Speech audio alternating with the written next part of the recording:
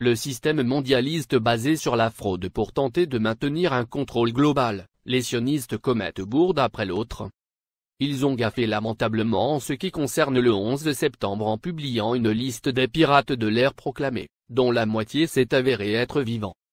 Si ces gens sont à ce point imprécis, comment ils espéraient réussir leurs autres escroqueries et canulars? En ce qui concerne le vol Malaysia Airlines MH370, c'est une escroquerie en désespoir absolu. Cette cabale de criminels a cherché tous les moyens possibles pour jeter le blâme sur l'islam, et en particulier l'Iran. C'est une véritable farce. En utilisant les passeports de leurs agents, Luigi Maraldi et Christian Kozel, qui seraient présentés comme victimes de vol d'identité, ceci afin de créer ensuite la ruse de deux kamikazes. Le but, encore une fois, était de créer l'impression que nous vivons dans un monde de terroristes musulmans fous, passant leur temps à bombarder partout, sans raison apparemment. Pour appuyer cette affirmation de musulmans fous, d'abord, les sionistes ont jeté le blâme sur les musulmans chinois, les Ouïghours, qui sont un groupe opprimé, dépeint comme ayant des griefs. En fait, le groupe est vraiment opprimé et a subi des atrocités sans fin de la part du gouvernement chinois contrôlé par les sionistes.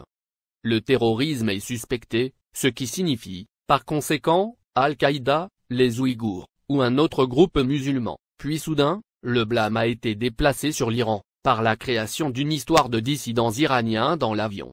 La chaîne BBC a inventé une histoire, citant une source anonyme, qui affirme qu'il y a un lien islamique à travers l'histoire d'un nommé Ali, qui aurait acheté des billets aller simples.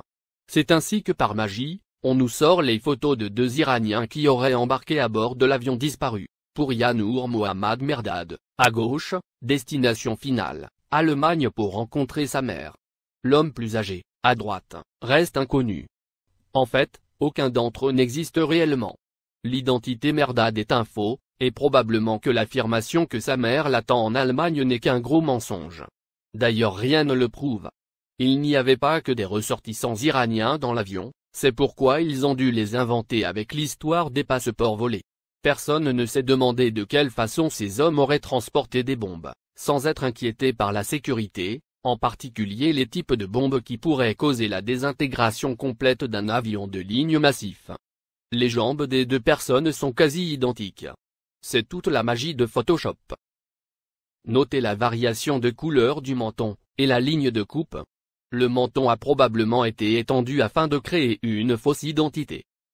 Remarquez aussi l'avant-bras, ce bloc de lumière, comme un reflet. S'agit-il d'un avant-bras placé artificiellement? L'éclairage est mauvais et sélectif, le bras est trop droit. C'était un travail de hack à un tel degré qu'ils ont oublié de corriger le travail de couper-coller lors de l'installation des jambes. Mais peu importe ce qui est arrivé aux jambes de la personne à gauche, les jambes ne pourraient pas disparaître du bord de cette image si celle-ci était réelle. Ainsi nous avons le torse sans jambes, flottant en l'air, tout comme l'avion de Malaysia Airlines, qui est parti vers l'autre dimension, vers un endroit inconnu.